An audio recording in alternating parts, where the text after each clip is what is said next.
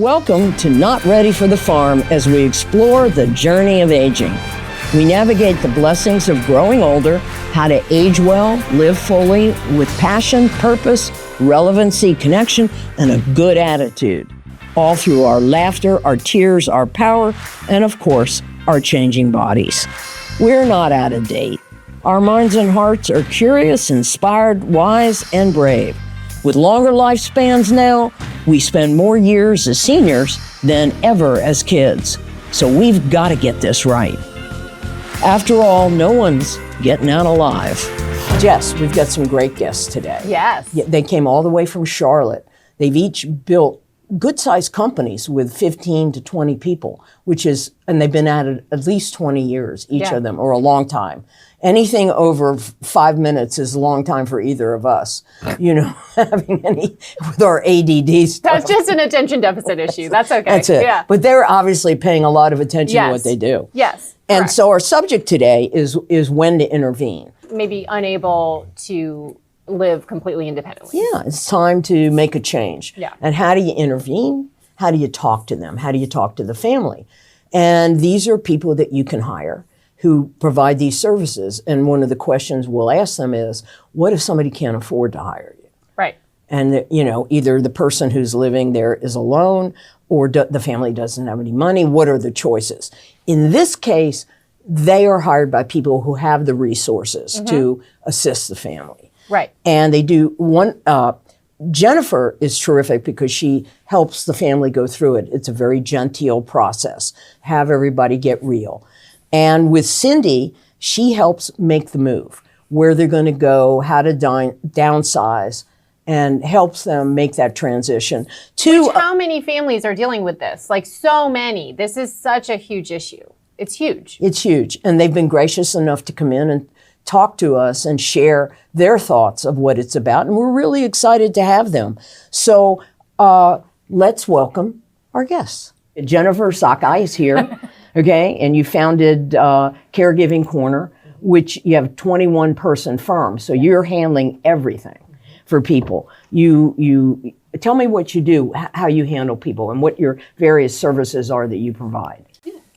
So we are a firm of aging life care managers, and an aging life care manager is someone who is an expert in the field of aging and is working essentially as an advocate and as a healthcare navigator to assess the person's situation, evaluate what the needs are, and create a care plan that really focuses on the older adult's goals for the time that they have left, whether that's decades or months.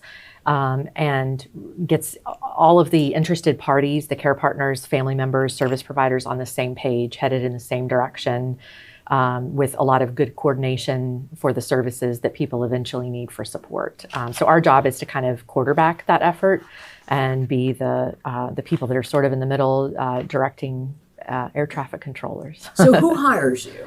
So very often it's the adult child that gives us a call. Increasingly we have spouses that call and sometimes parents, of aging individuals who might have special needs or other disabilities. So there can be a lot of different, but most often the phone call is an adult child and they're coming to us with a worry. That's generally, they have a concern that has led them to try to figure out what should we be doing about this thing, whatever that thing is, a new diagnosis, something that's happened that they hope is just a blip on the radar, that kind of stuff. That was me. What? That was you? That was me. Tell us. Yeah. So when my dad was diagnosed with mild cognitive impairment, he moved to the area, and we had to figure out what to do. Right. And I ended up reaching out to a care manager, and she was wonderful, and she helped with a lot of persuading, and she would often be the one that would say things to my dad that maybe he didn't want to hear from me, or whatever it was. But I know you have stories because I know that we generated stories in our family. So I can only imagine that you have seen it all. Yes. Yeah. We feel like we have. And a lot of times when people call, they'll say, you've never met someone as fill in the blank as my, mom or dad, stubborn, resistant. So then it kind of becomes the challenge. But yeah, it's, what we're doing is not rocket science. I think that we're reframing the conversation. We're taking the emotional connection and baggage out of the conversation about aging. We're coming in as independent and objective. Well, how do you do that? How do you take emotion? It's all emotion. Well, we don't have the relationship with the client. That's not my dad. That's not my mom that we're trying to intervene with. You're coaching the adult child, okay? And if the adult child says, I'm not emotionally equipped to deal with this. Can you help me? What do you do? Yeah, I mean, those are the cases that we're jumping in to say, top to bottom, we've looked at this situation, we've done assessments, and here are the different, areas that need to be addressed for this person to be able to stay at home independently, or for this person to be able to transition successfully to assisted living. This is what's needed. Our process is different depending on what the person's goal is, because what we're solving for is different for every person. You have a lot of different factors to consider. Yes. The adult child, the financial, the spouse, if there is a spouse, right, the client who may or may not be resistant. Right. Okay. Where are they now living? Can you adapt it? At what cost? Right. Versus can they afford to go to an assisted living, or how much care they need, a different kind of place. Can they buy in $500,000 to a place? Exactly. Or can they even afford $7,000? Not even afford. I don't know who can afford, except, the 1%, $7,000 to $20,000 a month. Right. For their caregiving. So you have to dig into the finances completely. And sometimes I would imagine that the kids don't want to spend all the money that the parents have saved. If the parents have saved a lot of money, and they want to find a place for them because they don't want to take them in. Right. So tell me more about that. Any stories on that? I'd love to hear. Yeah, I mean, that definitely is the trend that we're seeing. It's not very difficult for us to remember the 1950s, or remember what we've been told about the 1950s and how the makeup of family looked very different. So it was the woman's job to take care of her parents as well as her husband's parents. She was raising children. She was staying at home. And within, one person's lifespan, we've completely seen that get flipped on its head. They're remembering a nursing home from the 1940s, and no one wants to go to what nursing homes were in the 1940s. But the reality is that so much has changed. But the important thing is that because we've taken caregiving out of the house, so to speak, and placed it in the hands of professionals, we have a complete mindset shift with families about whose responsibility is it? How involved do I need to be? Should I be making changes to my own employment status to be able to take care of mom and dad? Do we need to be focused on making our own money and raising our own kids so that this doesn't become a generational pattern of running out of money and not having enough money in retirement to pay for care? But it has really shaped things, and that's leading to a larger kind of conversation that needs to be had in a bipartisan manner about caregiving as a country. What are we going to be doing? Right. Because there is a severe lack of caregivers, professional or otherwise. Right. I went to a rehab place when I had my hip done a few years ago. And, there were people there who were they were there for caregiving. Right. And I was there for a month for rehab. Right. And there was not enough staff. It was hard. You'd ring a bell at night, nobody's coming. So, this place was state of the art. Right. This place, if you want to live there, you spend $2.5 million buying an apartment. Right. Okay. And then they take you from the time you live there till end of life, all the things that go on as you slowly decline, unless you keel over and drop dead and save everybody money. Right. I'm just saying. Yeah. It's an option, but you hope it doesn't happen, because what's interesting in the United States, a lot of times people feel, the culture feels like seniors, don't invest in them. They're a problem. They're not honored. Right. Versus other cultures, they honor seniors. They care for them. I read, I think it was one of those old books like Shogun or something, where they take the dead body and float it out to sea. I don't know that that's honoring it, but in their culture it is. But they definitely honor their aging process. Right. Here, medical services, insurance companies, seniors cost them more. So they don't necessarily need to keep them alive. So, I'm not saying that's what goes on, but it's certainly a question we're going to be discussing throughout this journey of aging, that we're going to be talking about through all of our episodes, is what's really going on here, how can we help, and how can we fix it, and what can our attitudes do? In your situation, you're going in, tell me what you do to go assess the things, the physical, the financial, the steps you go through to prepare your client, whoever that is. Right. And then, second part of that question will be, what if there's conflict between the clients? Right.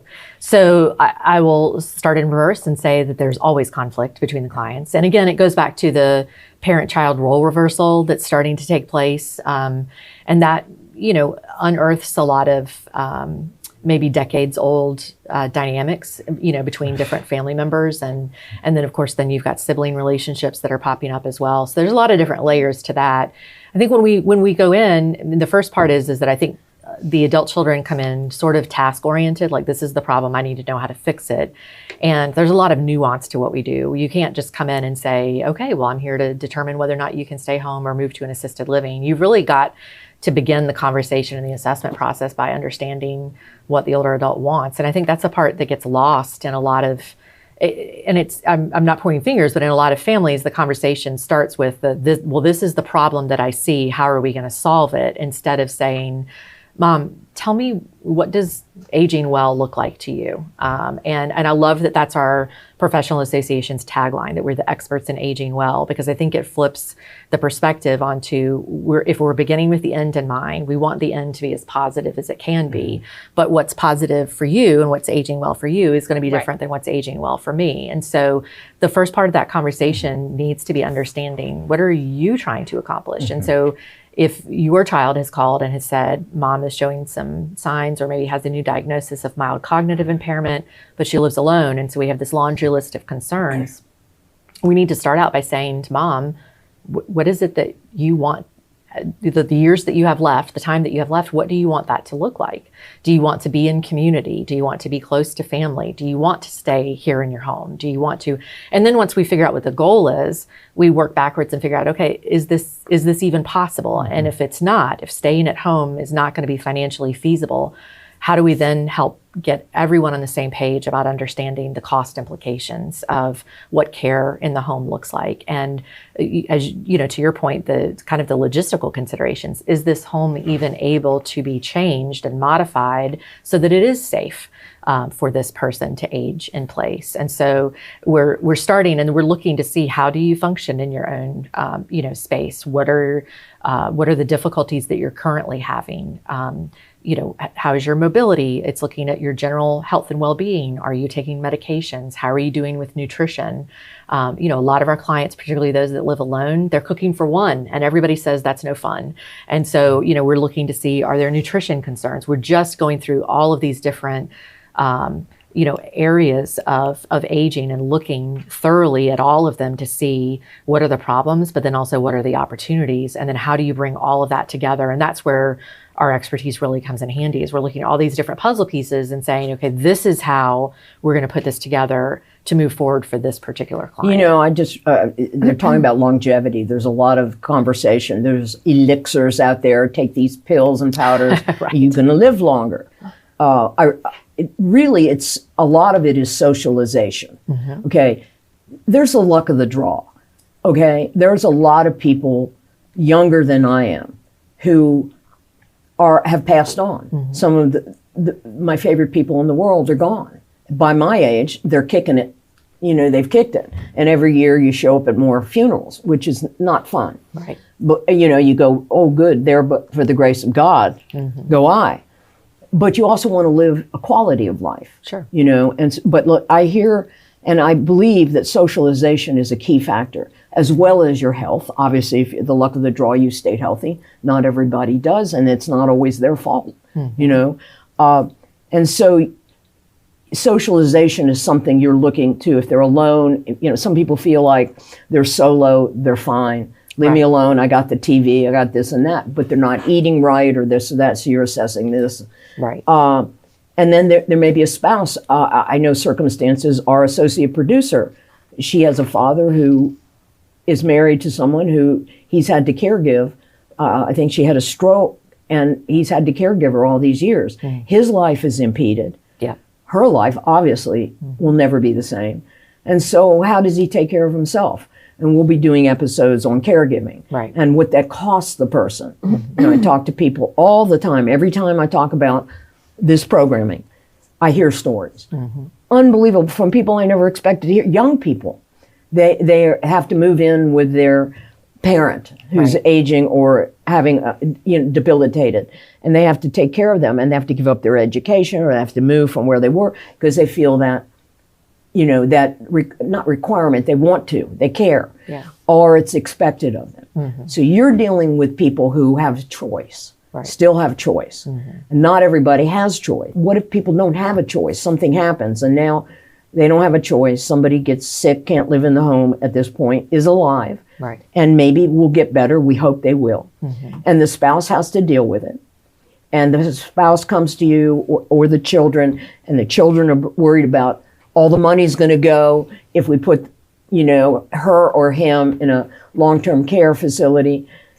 Tell me about that and what kind of stories and conflicts come up there. Yeah, so I think that's an important question to ask, because I think one of the things that we see happen is that there is the opportunity for people to plan and to think ahead, and that's not being done as much as it should be. So you think that's really important. I've read your stuff. Oh, for sure. And you think planning ahead even before is important. Yeah. I couldn't agree with you more. Right. But what if they don't, and we have a sudden situation and the other spouse is not equipped? Right, which is, I will say, most of our clients. Because really? Most people have not, or their idea, and I tell people, if you say, well, I'm going to stay at home, that's a goal, that's not a plan.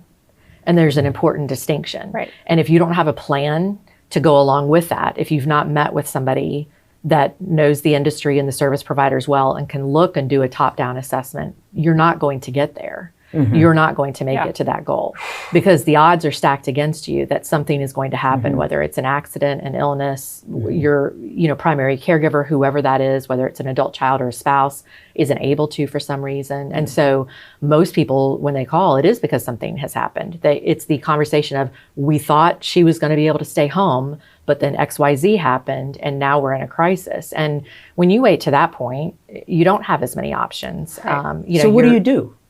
How do you, as a service provider, a necessary one, because you have logic, they have emotion. Right. They have logic too, because there's X amount of money in the bank or annuities or savings or whatever, or maybe there's none. And in each situation, you have to assess, right, what do you do? Right. Yeah. What do you advise? Right. Well, I mean, it depends on the circumstances. If somebody calls us, we get calls from people that are in the hospital. They didn't plan, mom fell, broke a hip, is in the hospital, and they thought that you just went to the hospital and went back home. And now they're saying, well, we've got to, I don't even know what any of these what's the difference between all these rehab communities? How am I going to pick one? And so sometimes that's the starting point.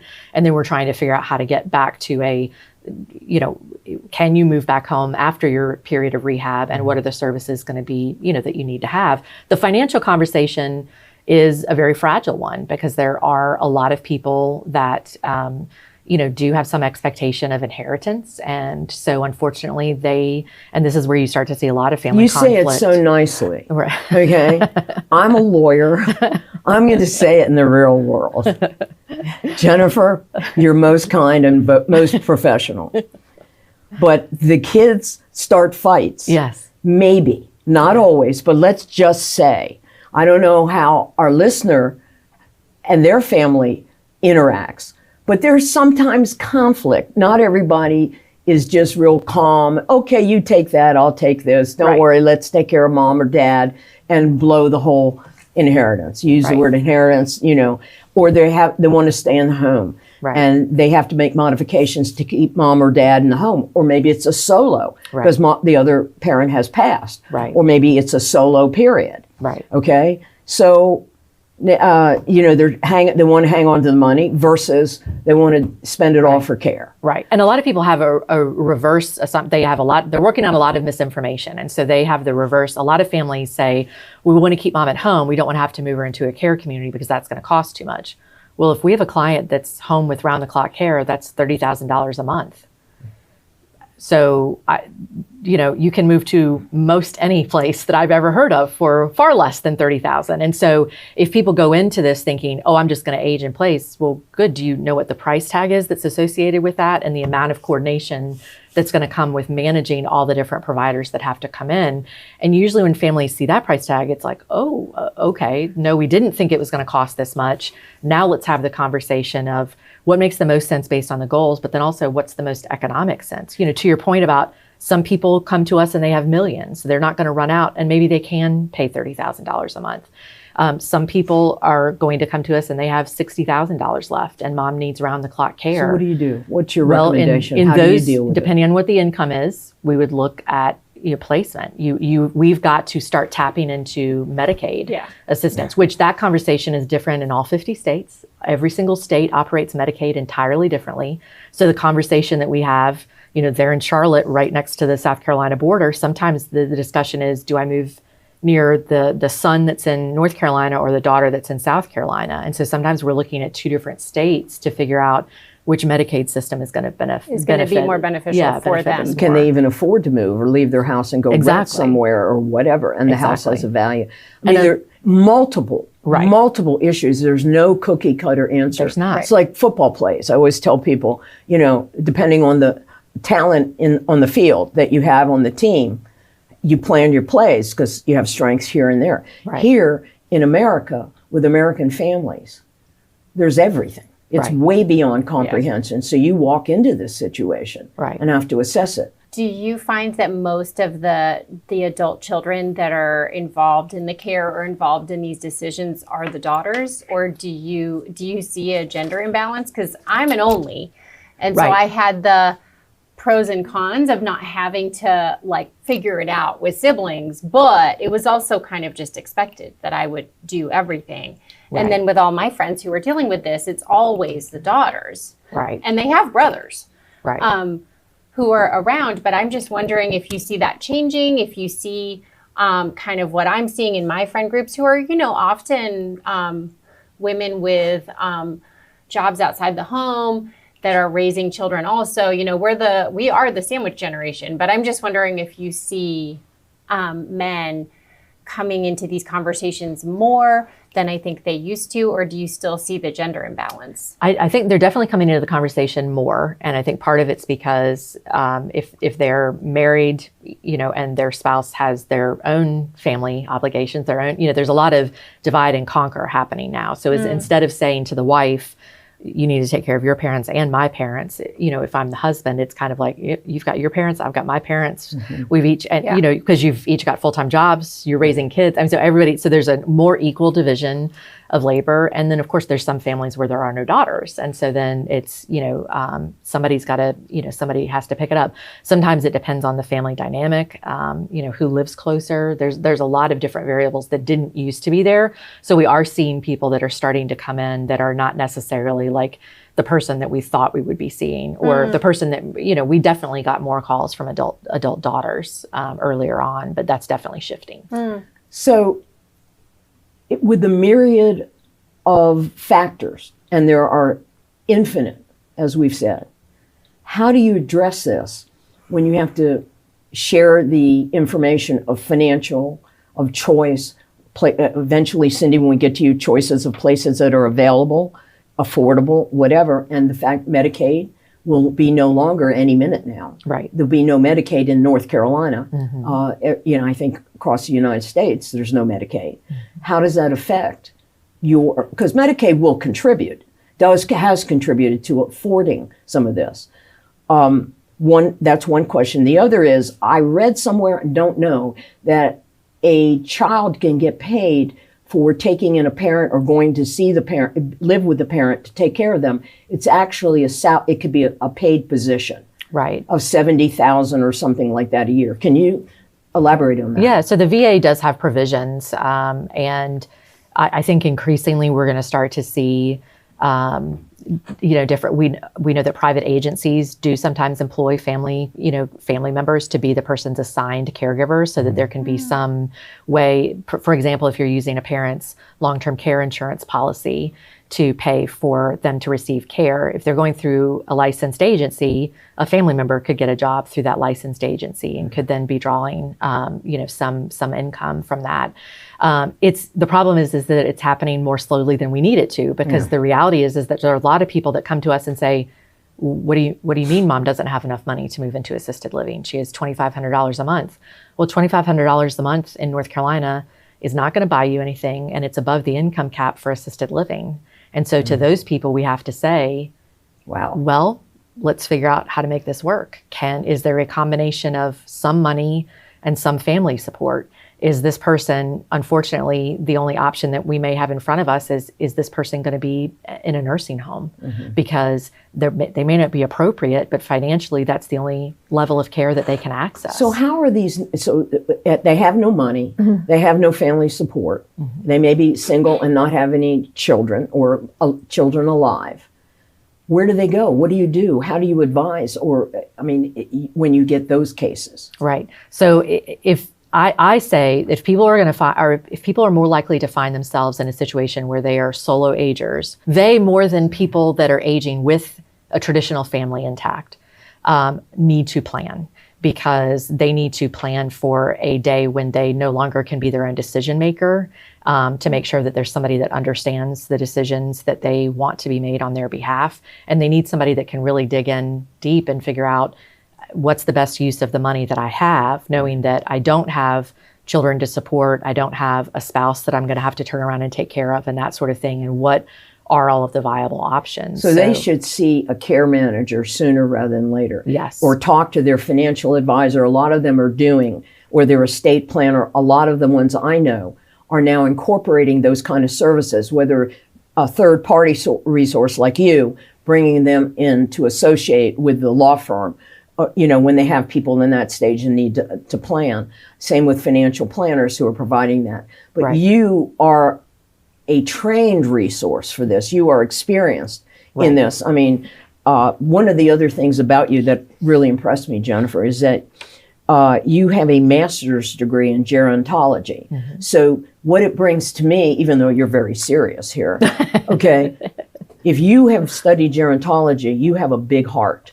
For the people you have to work with, your heart is big. You may be pretty straight-laced, in delivery of the scientific and educational stuff, but I know the emotional toll this must take on you to keep it together with what you see. So tell us about some stories of what you've had to deal with.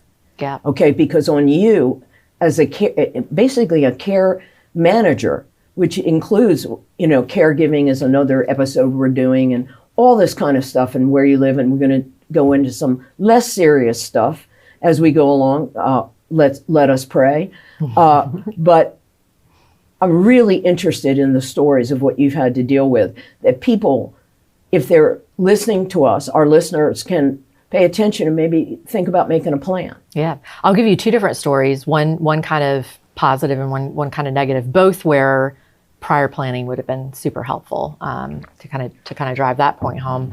Yeah, and to your point, yeah, it is a job where you have a lot of vulnerability. We do, even though we're coming in as the independent person, we love our clients. We have favorites. We have clients that we adore and enjoy being able. And sometimes we're the only person that shows up for that older adult. Wow. They might be solo. It might be a guardianship case. There might be estrangement, and so we are celebrating birthdays and holidays, and that feels good and can be heartwarming. But it also it's the bittersweet. That's also very sad to us.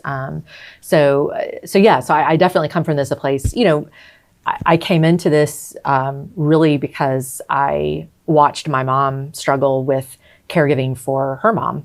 And I always kind of felt like, isn't there somebody out here that knows what to do and could help her out, because she just had a difficult time with some questions. And but the two stories that come to mind, I remember one time that I kind of felt horrible for having to be the person that delivered the news, but this daughter and her mom came in, and they told me that they wanted to come into the office and meet to talk about Medicaid. And never really sure what the conversation is going to be when somebody says that. I don't know if they're planning to spend all of their money and then, or if they're already out of money, you never know. And so they walk in and she said, well, we need to talk to you. Mom needs assisted living. And we have been working for the past few years to spend money. We've been able to spend money on her care at home, blah, blah, blah. So the conversation goes on.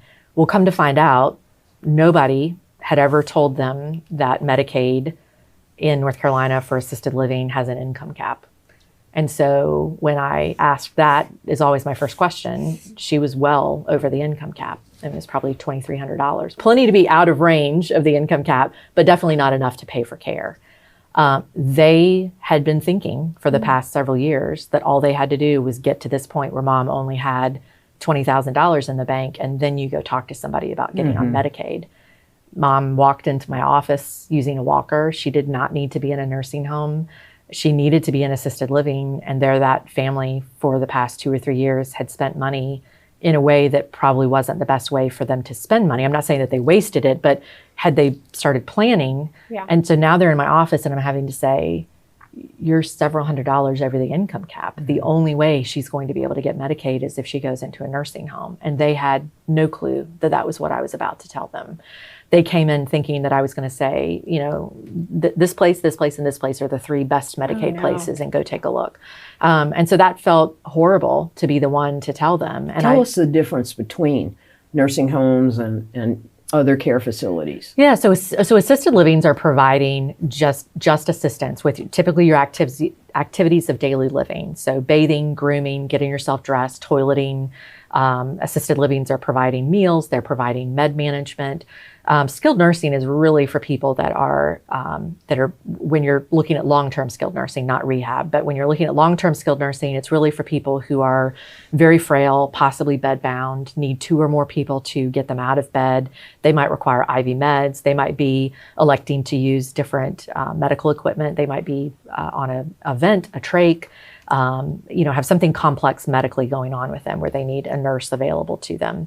And so if someone's walking into our office and is able to engage with me in conversation, they're not going to last in a nursing home, because that's just not the people that you have long-term in a nursing home. It's the end of life. And so a lot of those people are physically frail, but they also have a lot of cognitive impairment. And so, I felt like me telling them that was akin to a death sentence. I mean, I was essentially saying, for financial reasons, you only have one option in front of you, and it's a horrible option. And so that definitely didn't feel good. On the flip side, we had a client that, this was probably about a year ago, we had actually gotten a call from Adult Protective Services. They called to see if there was anything that we could do for this particular client. Her former partner had called, was getting concerned. We went and looked, and this was a solo ager. She was estranged from family. So she didn't have people regularly visiting. She was getting a meal service. She was leaving her door unlocked because she could not get up off of her sofa. And so she left her door unlocked all day because the Meals on Wheels person needed to be able to enter her house to be able to bring meals. And so when we looked at this, it was like, oh my gosh, so this is the perfect example of somebody that wanted to stay at home, did stay at home, and behind closed doors was diminishing so quickly that it wasn't until a person that was sort of in her life realized, shockingly, like, oh, this person isn't safe here anymore. They can't even come to the door. And getting her, we did have to take her out of her home, but getting her out of her home, putting her somewhere where she was medicated, where she was well fed, where she was able to engage in things that sparked her personality and gave her joy, was able to be in a clean environment. And we were able to work with services behind the scenes to clean out her home, to sell her home, so that she could use that money as an asset and not diminish more to the point where she was going straight from home in a not good situation directly into a nursing home. And so she was able to spend her last days in an assisted living community. Wonderful. And she might have said previously that she wanted to stay at home, but that wasn't working for her. And it made us feel good. It made her feel good. It made her, friends feel good that there was something that could be turned around about the situation and that it wasn't too late. And so that's kind of a feel good. We have a lot of feel good where we have to just kind of focus on the sliver of goodness we were able to kind of squeeze in there at the end, even if it's a situation that didn't look good. It's great when you have a positive outcome. Do you always have positive outcomes like that? What do you do if she didn't have the home to sell?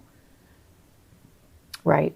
What do you do? What do you recommend? And how does your care management company deal that? What public resources would you contact? Right. Sometimes we do have to call in Adult Protective Services. Sometimes we do go into situations that are not safe, that need to end immediately, where we can recognize that there's exploitation happening, abuse happening.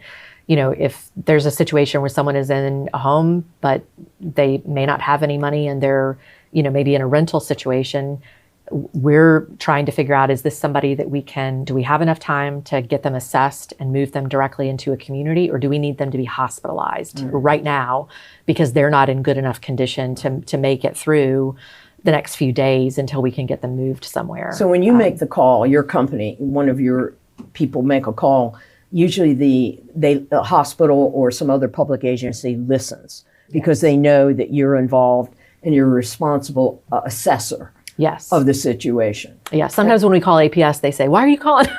Why are we calling us? We call you." And I'm like, "It's a group."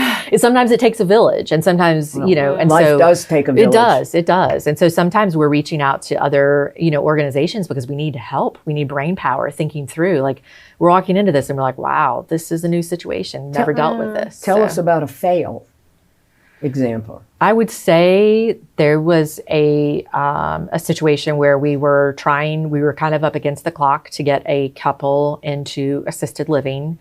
The husband was at home. He was end of life. He was dealing with cancer, and his wife had Alzheimer's. And because he couldn't get up and move, he basically made his wife stay in the living room so that he could always see her. Mm-hmm. Which was fine, but not ideal. And so their home was literally crumbling. He was, a lot of our clients have a mind of their own, and they're going to do what they're going to do. And he was smoking and using oxygen. Okay. And so when we walked into the situation, this is not good. This is very dangerous. I saw that show on 9/11 Rescue. It's a bold I've move. seen that pilot. Yeah. I had one of my team members call me one day. She's like, "I smell gas." I was like, "Okay, run to the front door." That's the next step. Right. Get off of the electronic device. But yeah, so in this situation, we were working very quickly, and it was kind of a sad situation. The husband was so insistent that we make sure his wife was okay that we didn't end up getting both of them moved. He passed away before we could get him moved with her, but we did get her out. So there a lot of times I will say that the family or the providers or the friends, neighbors, whoever's involved are so grateful, and we are behind the scenes feeling like we failed the person, because we feel like, gosh, if we had met them a week earlier, we could have done X, Y, Z, or we could have.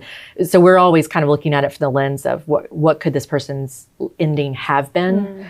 And so sometimes we have to remind ourselves that you're doing the best you can. You can't fix everything. Yeah, right.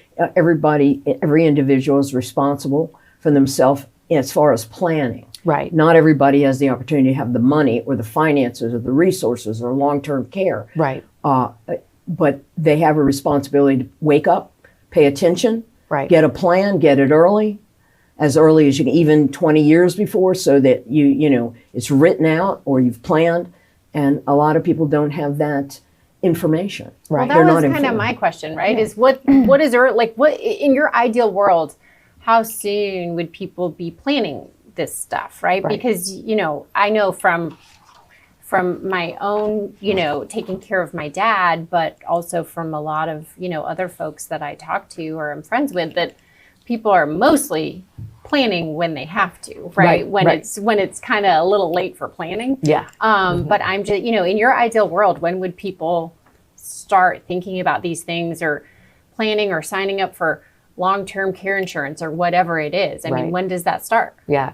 So I would say it's never too early. I mean, because aging is my world, my kids have grown up with me having conversations about older adults and about, kind of a different way of looking at aging. But I do use caregiving instances in our own family to talk about what my preferences are, because I feel like it's important. We see a lot of adult children that second guess themselves because they never had a parent that opened up to them about what their preferences were. And so they are going to potentially spend the rest of their lives wondering if they did what mom would have wanted or what dad would have wanted in a situation. And so, there are some people that, and this is a colleague of Cindy's and I that we have, that her parents owned a home care agency and a care management company. They went away and had a weekend at a resort, and they decided that they were going to spend that weekend planning everything about aging, what their preferences were, and they wanted to be able to come back and put a notebook on a shelf for their kids to be able to read and say, these are dad's preferences, these are mom's preferences, and the fact that there was so much intentionality behind that that's fabulous. I mean, that's ideal. Great, fantastic.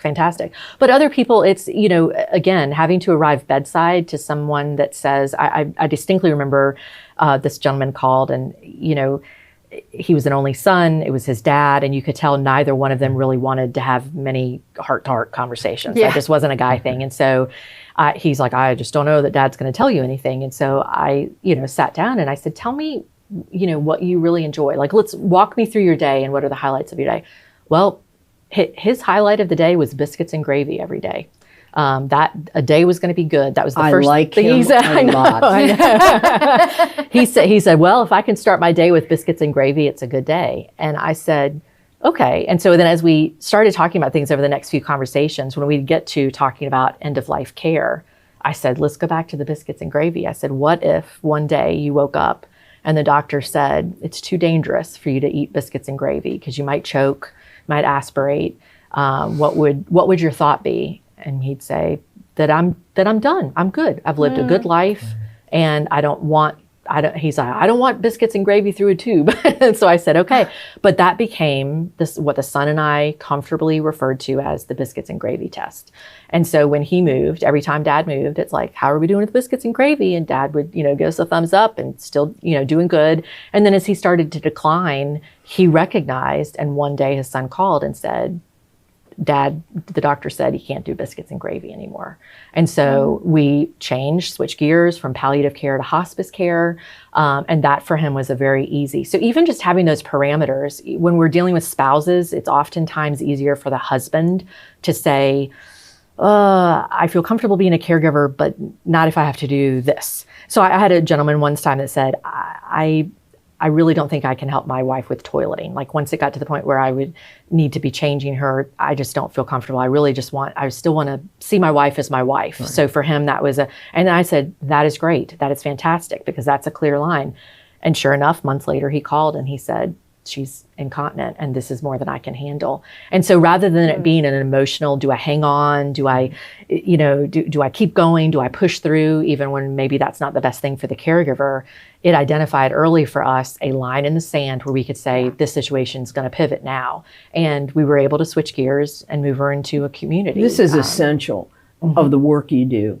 To find those lines, to find those the biscuits and gravy boundaries. The biscuits and gravy. That's a great story. Yeah, and it is. I'm going through this journey right now. I'm not going to assisted living. I function independently, but I'm of the age group that one would say, "What's your plan?"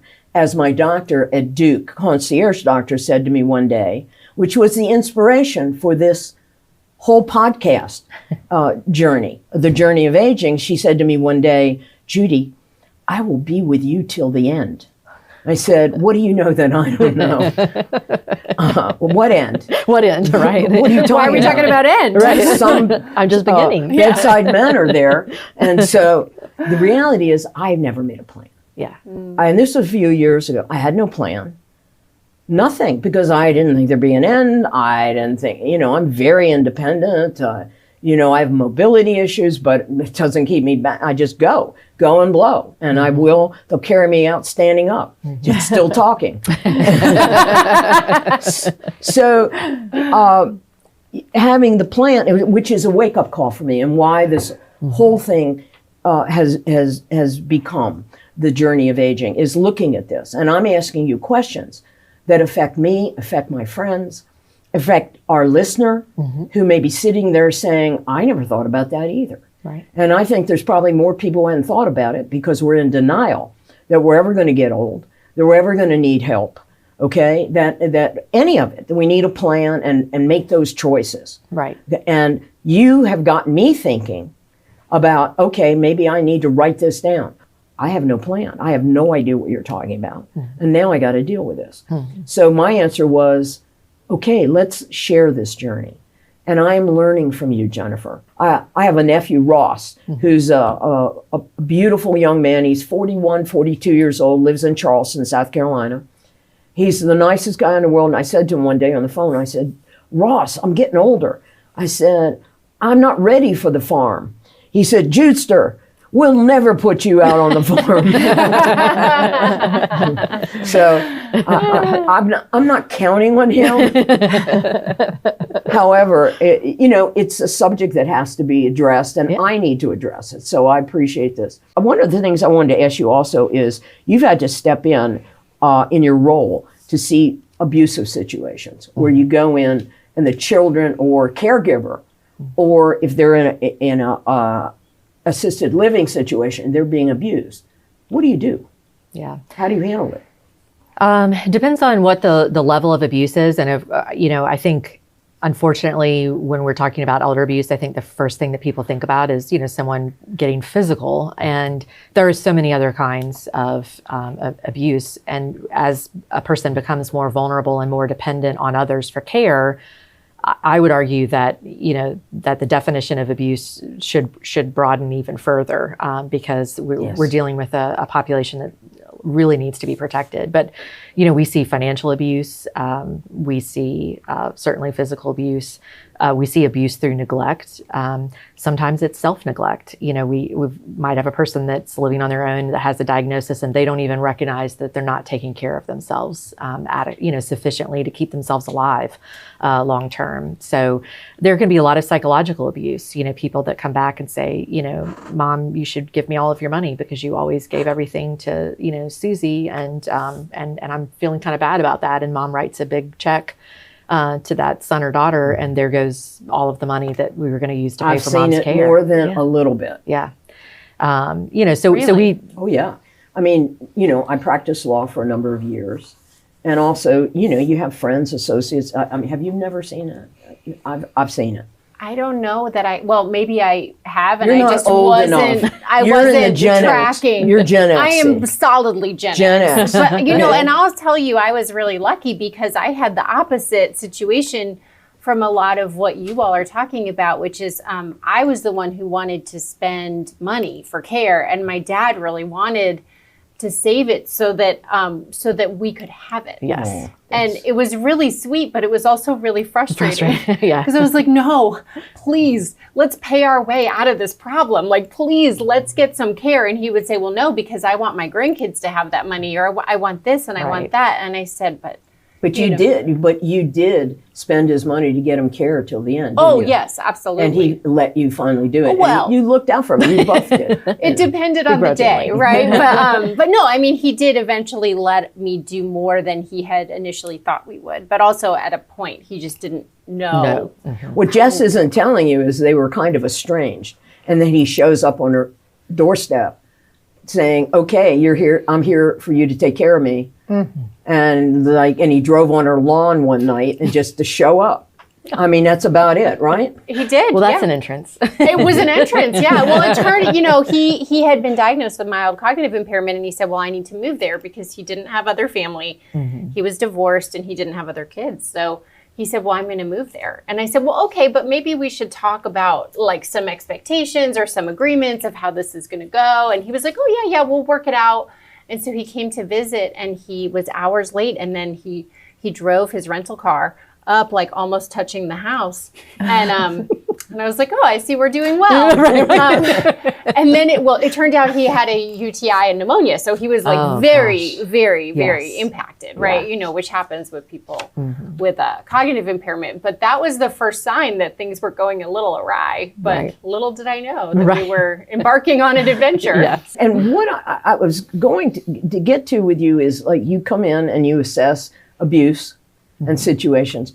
I'm always, as a lawyer, as a person who solves problems, tries to look at the beginning, middle, and end. How do we fix this? Right. Whether you can actually sue certain people for causing great harm. Sometimes you can't. There's no remedy. Sure. They have nothing. There's no pockets, whatever. And how do you fix it? Right. If somebody's a victim of something, and you can't fix it other than putting the perpetrator in jail. Right. You're not going to put them in a torture chamber. So we're mandated reporters, so we have to report. So depending on the type of abuse, we would be calling Adult Protective Services, the police department, and or that person's medical provider, primary care doctor, to let them know, what we've observed. Because we do a lot of guardianship work, we're very familiar with that process. And so sometimes we can let Adult Protective Services know that we know that this needs to be a guardianship case, or whatever it is. It's our objective is always trying to figure out, is this person safe right this minute? We have had one person, it was actually a family member of a guardianship case, and the care manager went to go pick her up to bring her to spend time with our client, who was her sister. And she pulled up to the house and recognized that it was not a safe situation. She was living with a son who was probably dealing drugs. And when our care manager got her in the car, she said, "Do you feel safe?" And she said, "No, I don't ever want to go back." Mm-hmm. And so instead of returning her to that home, after she visited with her sister, we figured out how to help, called the police, and we got, Adult Protective Services locally to her where she lived involved. And, but sometimes it's a situation where you have to point out to the person that you see what's going on and see if they understand what's going on. And if they understand and are decisional, what are the things that you can do to help them get out of that situation? How do you get called into that situation? Obviously, the woman didn't call you, or did she? Or the neighbors? No, we just happened to be going to pick her up to bring her to see her sister. So she was the only family member of our guardianship client, and we wanted them to have that relationship. But this woman's son wouldn't ever bring her into town to see her sister, and so we. Our client had plenty of funds for us to be the ones to go and get the sister and bring the sister into town. But when we picked her up that one day, the care manager was like, this doesn't feel good. And they said, I didn't even really feel safe going to pick this woman up. And so I sure didn't feel safe taking her back. Yeah. And the woman could say, yeah, I don't feel safe here, but she doesn't drive anymore. I mean, what is, But for that, you wouldn't have known. No one would have known. No. Probably and been she would going not on for a long time. Right. And she would not have been the type. It was her son. She's not she going to wasn't call the gonna police report. on her No. son. Right. I saw that episode on many different shows on TV. Yeah. There are state agencies that we're calling if somebody is being, if there's financial exploitation. Sometimes we're needing to freeze the person's credit. Sometimes it really depends on what we're doing. But then the reverse is also true. If Adult Protective Services shows up on a case, they might call us and say, gosh, this person has the resources and they have the interest. They just have these family members that are causing problems or barriers. We had one client that we got a call from Adult Protective Services. They had been called in by a neighbor, and this woman had let her daughter move back in with her, and her daughter, we think, was engaged in prostitution. And so there were men in and out of the house. Well, at least she was earning a living. She was. Okay, I'm just saying. So, in that situation, the mom felt she wasn't stuck. Dependent on her mom. Right. Financially. Right. I mean, there are pluses and minuses. And it could have been Nevada. And she might have been licensed. We don't know. Yeah. You're not saying. Okay. I have one more question. How do you get paid? How do you support 21 mouths to feed at your caregiving company? Yep. Care management is a private pay service, so it's not covered by Medicare. It is covered by a lot of long-term care insurance policies, and thankfully we're starting to see a lot more people who are aging with those policies. But it is something that people pay out of pocket for, and oftentimes it's the older adults, resources that are being used. And if they do not have resources, sometimes their adult children do, and they need to hire us to come into the situation and help. That doesn't ever change who the client is for us, and that's very important. That's a hard one, isn't it? It is. It's like practicing law. Yeah.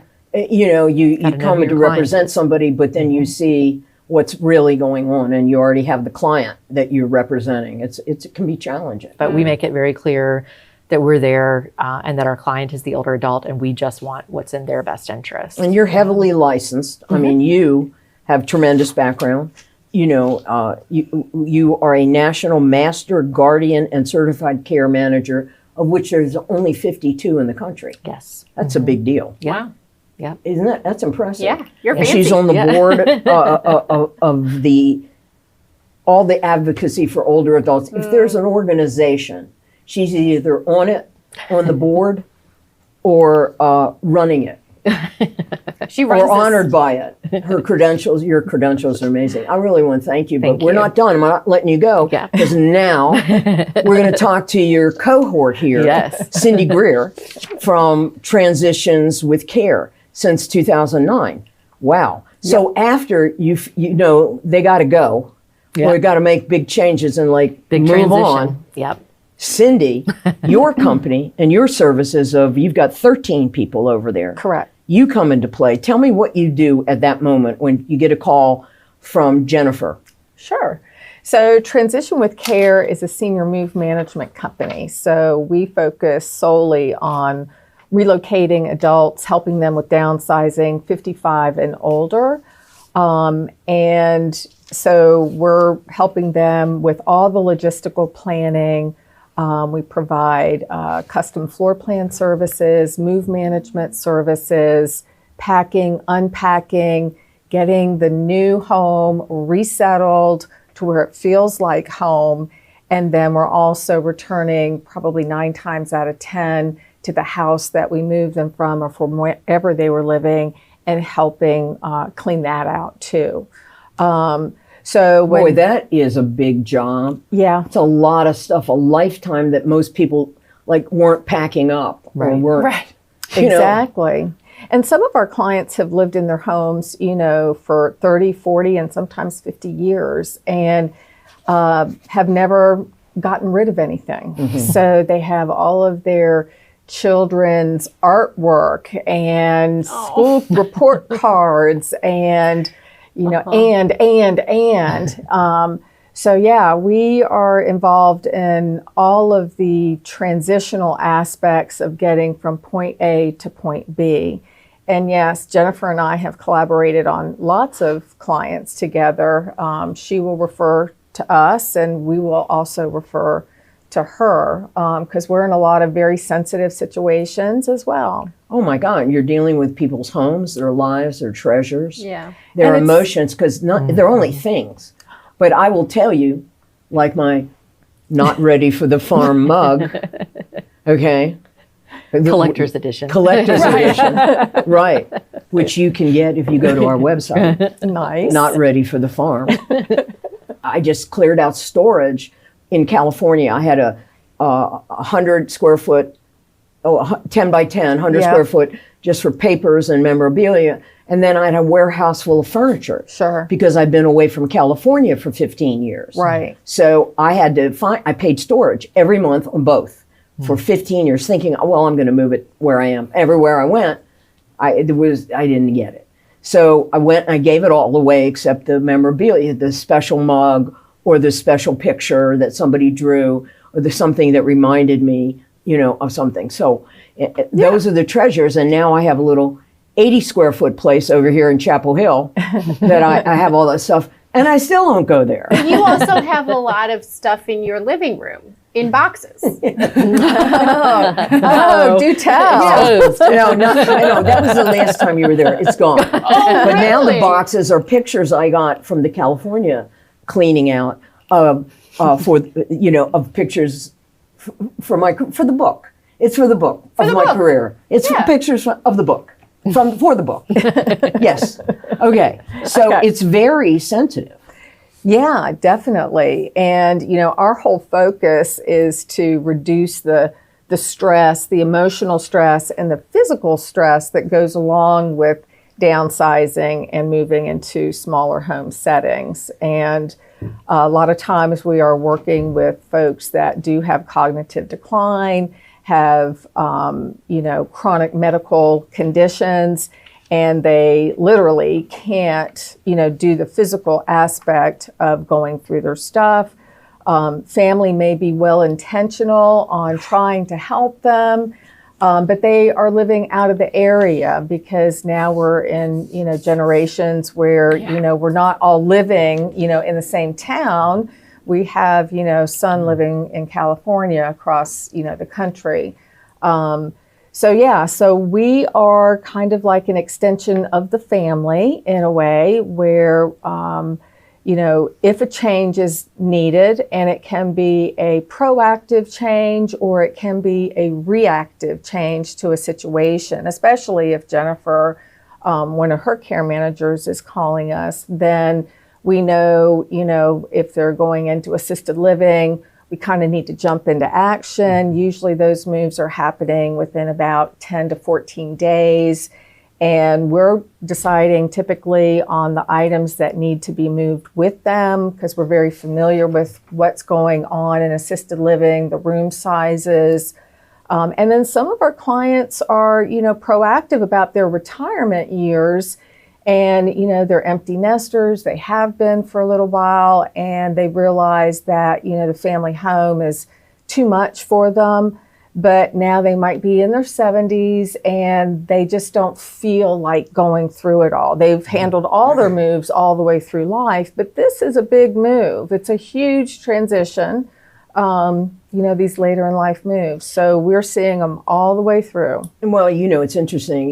You are a certified dementia practitioner. Correct. And so that's a big deal. You have really studied cognitive decline and changes. Yes, I feel like that's very important for us to have that education. And I've also passed that along to my move managers, my team, because so many of our clients do have cognitive decline. And so we need to be sensitive and understand how to meet them where they are, and not to rock the boat, obviously. Tell us some happy stories where you feel good about going in, cleaning out, and your client, the person who is declining in some way or another, is happy. And you've paid attention, and you're sensitive, and they take their favorite blankie. My brother travels, with, what's he call it? Stinky pillow. Stinky. He came to visit me recently. He came alone. And I said, well, what is that? And he said, this is my stinky pillow. I take it everywhere I travel. Okay. I mean, he's far away from the farm. Yeah. But he carries this. We all have our stinky pillow. Our little something. Yeah. Sure. You think that's funny? I do. I know. To know if he's going to kill me. I know. I know. And this will That's probably. what I was thinking of. Yeah, He really was hoping you would reveal that. Me. Okay. All right. Just saying. And he's so cute with it. Oh, it's my stinky pillow.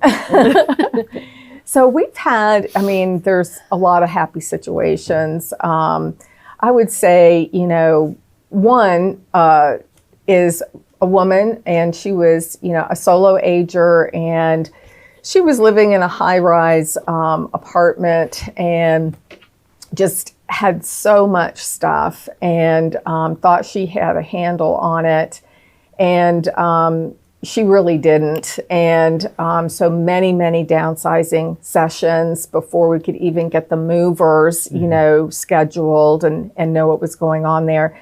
But she was very concerned and worried about all of her things. And but lo and behold, as we got through the process and as we got her moved in, I was like, so what did you think? And she was like, I wished I would have done it sooner. Mm-hmm. I wished I would have done it sooner. Because we moved her with all of the things that meant something to her.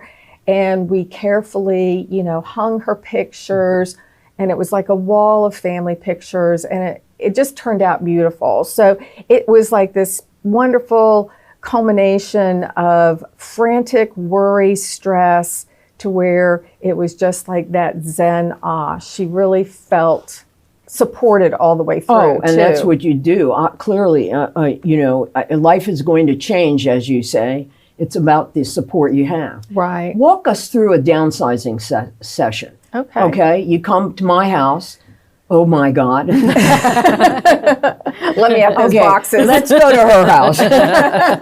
Not better. We've been to each. Okay.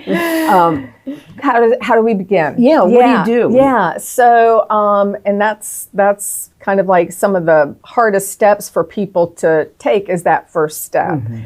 And so, we kind of like Jennifer assesses for her services, we assess for, downsizing sessions.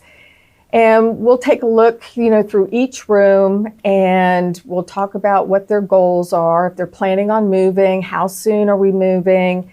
But typically we're going to look at each room and start in what we call the lowest emotional value room. Interesting. And what would that be typically? It could typically be a linen closet or a guest bedroom. Okay. And so we're going to literally look at every piece there or every item and, ask them, is this something, that's very special to you? Do you love it? Do you need it? Where will it go in your next home?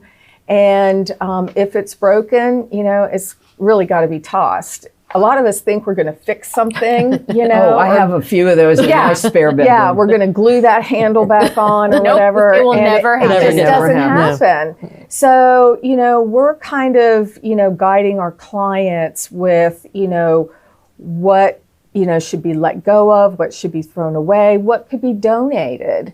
And so getting started in one of those rooms typically starts that process. It, once you start it, it just kind of snowballs and it gets easier for them. It's hands-on, isn't It's it? very, piece by piece. very much so. Wow. Very much so. And then you have family get involved. They want something. Yep. Or some families don't want anything. Exactly. Some families are going to fight over it. Yep. Which is natural. It's the whole myriad again of situations. Right. Who hires you typically? So we actually can get hired by the adult children, or we can get hired by the person themselves, the individual. Because again, we do have people that are being proactive about their retirement. And then we've learned is smart to do. Yes, it is. Okay. It's very smart to do that. At least have an idea of what you're going to do with your stuff. But then we also have, again, the reactive and the adult children calling. So what's the most interesting thing that one of your clients would not part with? Or a couple of interesting things, like Yeah. Mr. Stinky Pillow. So this is a story that I really do enjoy telling just because it really was so interesting and amazing. But we were working with a family to help their dad downsize and move into assisted living. And he was a hunter, and he had some taxidermy heads, and he had a huge moose head. And I'm talking, it was probably from antler to antler, it was probably at least 5 to 6 feet wide, and it was mounted. And he was he bought that. he didn't kill it. Yeah. He bought it. Huge is inadequate. That's not even a big enough word. It was massive. It was massive.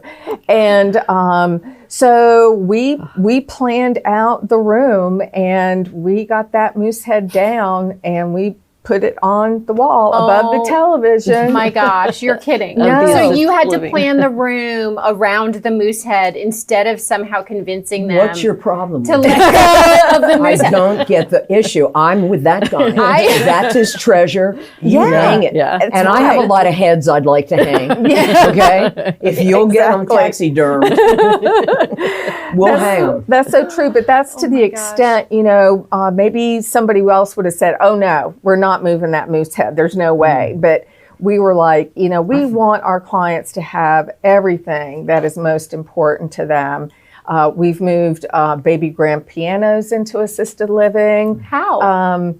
Well, very carefully. And then there's a little bed. There's a little bed. Do they sleep in the piano? Like, how do you fit? Our assisted livings that have been built probably in the last 10 years, they do have larger rooms actually. And this was a 1-bedroom actually with a little bit of a living room off it. Ooh. So, but it took up a great amount of space, I bet. but that was very important. Well, it to went on her. the Yeah. wall, so it wasn't floor space. Oh, you mean Well, the I'm talking about the piano. Piano. Yeah. It took, Yeah.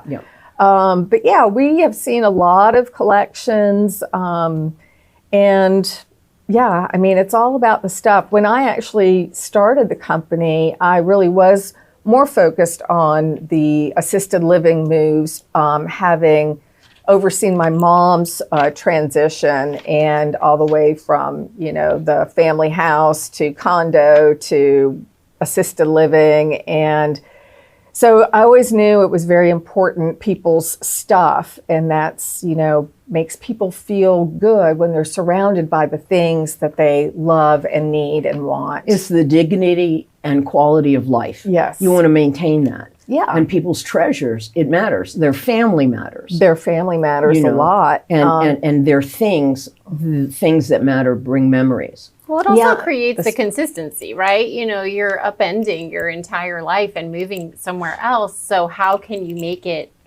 as safe or predictable, or, how can you create that consistency, right? It's a huge deal for people. Yeah. And a lot of times, when we're working with clients that, may not have such a short term for the move, maybe they're moving into independent living in a retirement community. It's a larger downsizing process. We may have about 3 months. So then we're able to hear about all the stories of, our clients' belongings. And then ultimately also we're trying to help them find new homes for their belongings as well. Do you have to advise the family sometimes about, let them do their thing, let them have what they want, don't, judge them or criticize them or deny them, let them be, do you have to counsel? Sometimes we definitely do. I kind of call it, some life coaching, and there's definitely kind of life coaching during this process, because a lot of our clients are very concerned and somewhat scared about going into community living after they've, been independent for so long. We'll have an adult child or a client, say, oh gosh, we definitely don't want them taking that, But then when we realize they're knife set, yeah. I've seen some great knife sets out there. Oh yeah, and with downsizing, and then it's about, I don't think he should take that with him, and or gun collections. We don't want that That's either. right. No, but sometimes we have to do a little persuading if we feel like that would be really important to the client's well-being. There's room for it. It's not going to impede their safety. So we'll definitely speak our piece. I mean, that's what our job is. It's amazing how from the heart you have to be. You have to be, nobody with thin skin or with too thick skin could do your job. You have to come from the heart with this and have to care. I always wonder how nurses do their job. I always wonder how hospice nurses do their job. Oof. I wonder how anybody who has to deal with even pediatric, or how do you deal with a kid don't know, they're scared. And dentists, poor dentists, they have to, everybody's scared. So I honor you that you chose this line of work. It's the kind of work that is much needed by trained, sensitive people. Gerontology, yours is dementia practitioner. Your and guardianship with you, Jennifer and Cindy, it's not for everybody. Right. And more people are needed in your field. More and more qualified, trained people are needed in your field. And I'm glad you're out there. And your reach is the Charlotte area. I mean, you're pretty busy just filling that space. I bet. And I know a lot of people who are our listeners today who are watching may want to call you, and your information will be all over our website, so they can find you.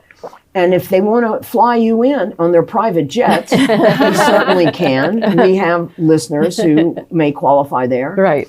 But then there are other people, unfortunately can't afford your services, who don't have the income level, and that's a shame. And I don't know what public agencies there are or what county or city support. You're the mayor of the town of Chapel Hill. I don't particularly know at this moment what the services are, but we'll put everything we know on our website where people with means and without means can find help, because we all need the support. We all need it no matter when, and we are grateful that you came today. You drove over, and the weather's not great today, but and spend your time with us to share. Is there any parting shots you want to take? No, parting for our listeners, so that they could hear something, or to summarize how you could be a great help to themselves. Yeah. Planning ahead is one of them. Yeah. Taking a look earlier than I'm taking a look, certainly. How about you, Cindy? So, as a certified senior move manager, I would say, people need to be aware that they also are responsible for their stuff. And, to have a plan for your stuff, and because you don't want to leave that legacy and that chore and that burden to your family, especially if you are a collector of stuff, because it can take an enormous amount of time. And it's also a very emotional journey for families to have to do that. And so I think it is, pre-planning, having an idea of, what it entails to downsize, the length of time, to plan a move, to connect with moving companies, and then to ultimately clean out a house. And especially if you think you're going to get something for your belongings, that's kind of a big, conversation to have with a lot of our clients, because just because you paid $10,000 for a dining room table, 25 years ago, you'll be lucky, depending on, but I know in our market, the Charlotte metro area, we are having a really tough time, getting things sold that are, traditional brown furniture. Well, when I emptied out in Marin County in Northern California, I emptied out my storage 2 years ago. Yeah. Okay. And I had somebody help me who does that, helps storage. Okay. All my furniture, other than my art, that nobody wanted it. Yeah. And that stuff was nice. Yep. It was 15 years, 16 years old, or whatever, but nobody wanted it. She had trouble donating it. I said, just donate everything that isn't art or value. And I picked through it all. What I wanted to keep, and wasn't much, rocking chair and some pieces the things of art. That meant something to you. From a trip I had or something. Nobody would take it. They didn't need it. And this was post-COVID. I said, I don't know what to do. We're not going to sell it because that's more effort, to have a yard sale. Yeah, exactly. So it's difficult. Well, and it's largely because, when you have about 11,000 adults turning 65 every day, they're all kind of going through this process. A lot of them. So our used furniture markets are very much flooded, consignments. And you can get some good stuff there too, but in consignment places. You definitely can. Yes. But all that to say is that if you're downsizing and that you have some things that you want to try to get some money for, start now, because you've got to start having those conversations with resources. And that's kind of something that we provide too, is like we're very well connected in our area with consignment stores, with auctioneers, with estate sale planners. Estate sale organizations. So we're connecting our clients with all of those resources to help them achieve their goals with downsizing from, an enormous house or even just a smaller house. Absolutely. Yeah. Well, the other thing I think you all are doing is you're kind of normalizing these conversations that Americans are just so reticent to have, right? Yeah. We're a culture that I think has really moved away from the process of death, and we avoid it, and people don't feel like they understand it, and I think people are scared, right? Understandably. Nobody wants to talk about this stuff. Right. No. Or change is horrible. I mean, this is the whole conversation. Right. Is the journey. And so if people start having these conversations earlier with their kids and with other people, Right. you don't get left in that situation where you're clearing out 50 years of, junk, right? Like, when my grandmother passed, my mom and I went out to California, and my mom did most of it, I promise you, because I was younger and working, but she had tissues everywhere. She had tissues that she would stuff up her sleeves, and she would have them in her pockets, and they were not used, but she carried them around like a little security blanket, and she always had tissues. And so every single cabinet, every single drawer had tissues, and we were kind of like laughing because it was like so her. Yeah. But it's also like, is that really what you want your kids doing after you've passed? Is like cleaning out your tissue collection, right? And so, but she never talked about it because nobody wanted to talk about it. But like, imagine how much better the end of your life can be, and your children can really enjoy remembering you, or at least not feel overwhelmed. So my father had two brothers, and 5 children. So he and my uncle went to clean out my other uncle had passed on, and his widow got dementia, and so he was the executor, so he had to go clean it out. So they lived in Philadelphia, my uncle who passed. And so he went, and he and my Uncle Irv went in there cleaning out things. They found money everywhere, $100 bills and books in the entire house. She had stuffed. He didn't.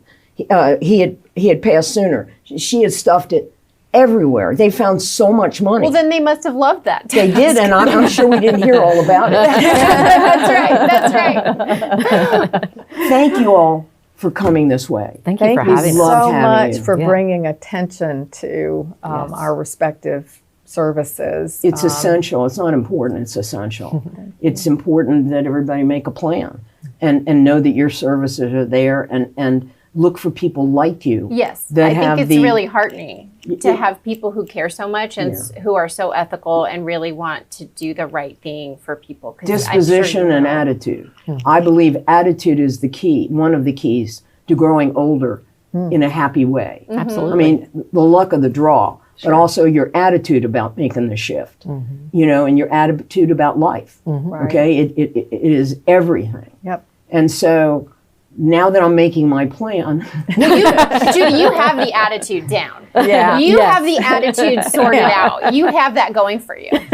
Thank you. I'll see you later. No, I mean, it's everything. And I see people who are happy, not happy. Nobody wants to give up their comfort zone. And it's coming. And the good news is, if you're alive, you're aging.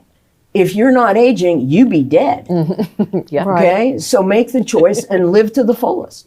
And that is where I hope we can help everybody do it with comfort and support and love.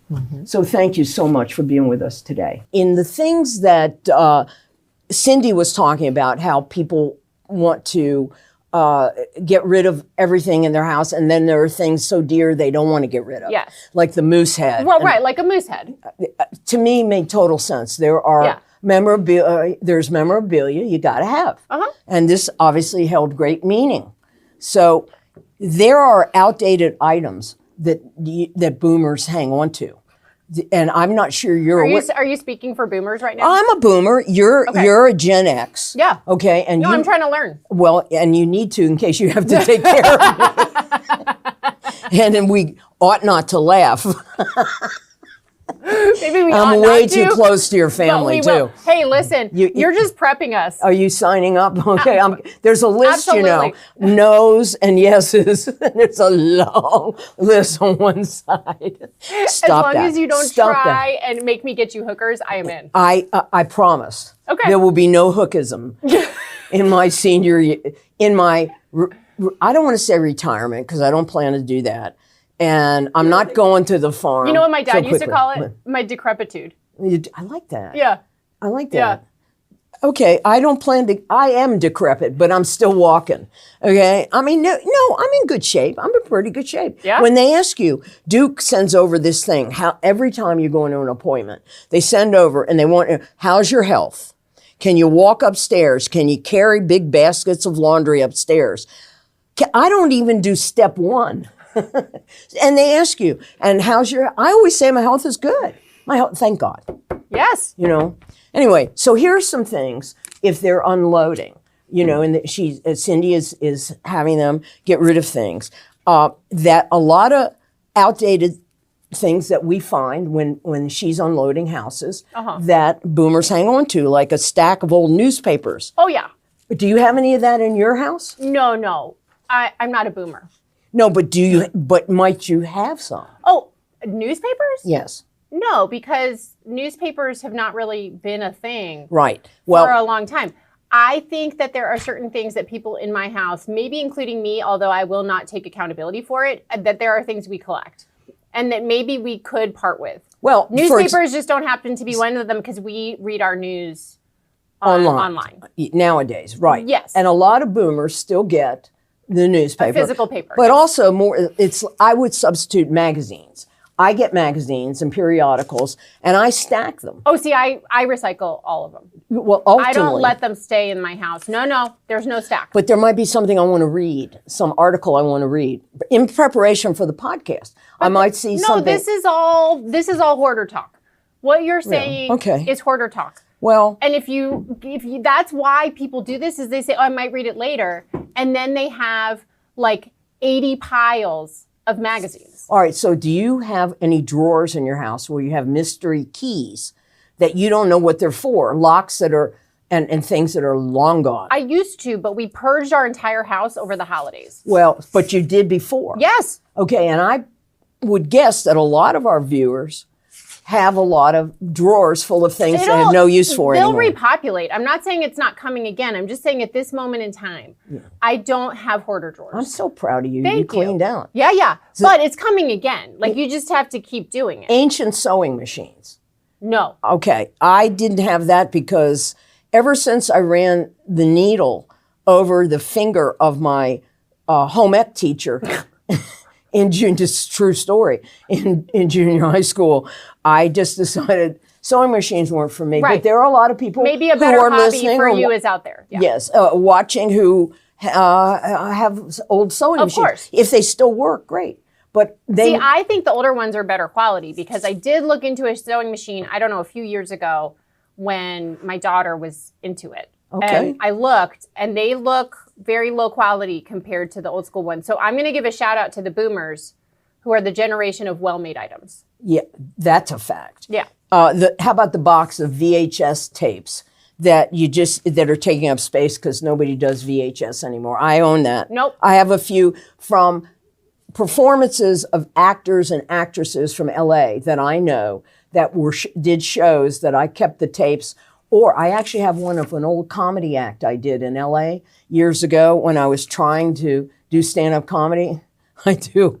It is horrible. But I kept the tape. We're going to do an airing of that. You know, I think we need to see that. It'll be a while. It won't be this season. Or are you trying to force them to... You're trying to force them to sign us up for more seasons. Yeah, well, by like leaving I think these we're going little to do it Easter anyway, eggs. no matter what they say. Well, I think we're going to purge ourselves when we're ready. Have they met us? Yeah, we're just doing whatever we want.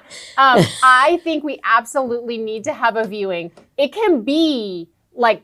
It can totally be private first, but then we're putting it on the podcast. Well, we'll have to see. But can we digitize the VHS? Yeah, I think we can. I'm confused about why you can't just digitize Well, these I don't items. have time. It's just in a box. I could do it for you. Yeah, Oh, okay. we have somebody. Dear. Oh, Jenna, dear. I can so easily. Jenna, oh my our God. producer, could do that so easily. So I say let's like really get it on the calendar. Okay. Yeah. Okay. How about all right, I got another one. Do you have old spices in your cabinet that are expired? Oh, That's definitely wait a a boomer second. thing. I have a question. Because I don't want to waste anything. I have a clarifying question. I just bought, somebody came over for pizza and they wanted red pepper flakes, which I like. So then I found I had just little bit, so I've bought new. But do you think I'm getting rid of the old expired? Not till it's gone. But wait a second, that expires? Well, a lot of spices, most of them do. I don't know about red pepper flakes, but... So this is also letting me know that when I leave here, I need to go Clean and out. maybe do some purging on the spices because I thought they just lasted. It's another layer you have to dig down into. See? I hate all of it. All right, so boomers also like, and don't tell me you don't have this, okay? A collection of plastic food containers that is out of control. Nope. No. Really? You know why? Yeah. Over the holidays, I went through that drawer and there were like old takeout containers that really aren't good for reusing, but you think you're doing a good thing by recycling and reusing them. Those are all gone. I will not have it. Well, I am a grown-up. I got rid of everything You're a grown-up? that didn't have a lid. It has to have a lid. And now I've gotten rid of most of the plastic. See? And it's glass now. And Yes. everything in my cabinet Well, that's has what a I'm lid. doing too because of the microplastics and the, Yeah. you know, the other Well, chemicals. that's the point. But boomers, we hang on, we hoard because Yeah, just in course. case. You've heard me use that expression so many times. I know. Just in case. Why do you have this? Just in case. Well, I'm sorry to say this. I mean, I was poor at one time. Well, and also, I hope I'm not again. You know, I but am I'm of a sensitive. Jewish mother, Okay. as are you. As are I. Yeah. And we are really, really, I think, acculturated to be worried about we might not have enough of something. Particularly that's food. the point. Particularly food. Yes. So I don't think it's just an age thing. No, you and the family, you and your 2 kids and husband can come over, and 6 weeks later, we'll still be emptying my pantry I and know. freezer. We'll be fine. There's so much there. That's why whenever Maybe we eggs or have- milk, but short of that. No, you know. all the shelf-stable stuff, I can also keep an army so going much. through a blizzard. Like, And I we'll be live fine. alone. I'm living alone, and but at a drop of a hat, I'll know. feed it the neighborhood. Well, I have a Costco membership for only 4 people, and the stuff is like enormous. I have it for 1. Good. Yeah. That's really bad. Yeah, isn't it? that's hoarder level Oh. for sure. I go to Whole Foods when I just want to get out of the house every Yeah. now and then. Sure. Costco is like, I'm really depressed. Let's go make ourselves feel better. And Let's go hoard. Friday, they have where they give you the servings, you taste It's only treats. Friday now? Well, it may be other days, but Friday, you can have like Because my mom and her dinner. husband go and eat there, and Yeah. they think it's like a date. My brother and sister-in-law do too. How about an old box of greeting cards that you've received from people that you keep because you like the I sentimentality? have a lot of those Okay, type I of do things. too, and that's the point. And You're never going to read them I again. have things that I forget where it's from or who sent it to me. Well, if but- they have their name on it. No, sometimes I can't tell. So, I mean, I actually just got rid of like a cork to a champagne bottle that I guess at some point in college or after there was some event or something. I don't know what the hell it's Where for. did you take all this stuff that you piled up over the holidays? So, where did I get rid of it? Yeah. Some of it is now in the garage. Just in case you need something that's in a box, or No. just in case you have a sale, or you can donate. No. Is that it's moving out of the house. It is just not moved I was so to the impressed donation before I center. heard I know, that. I oversold it. You just overshot the runway. I was like, no, Oh, wait. I am so much better than you because I am really living right. And then you realize I just moved it You to another just- part yeah. of the house.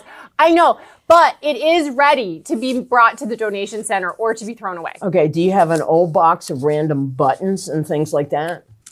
No. Of things, shirts and slacks that are gone, or dresses that are gone. I have buttons. for things- things that are like you don't even have anymore. Right. Probably, but they would just be in my sewing kit. Like I wouldn't know any better. Oh, okay. Do you sew? Well, I try not to.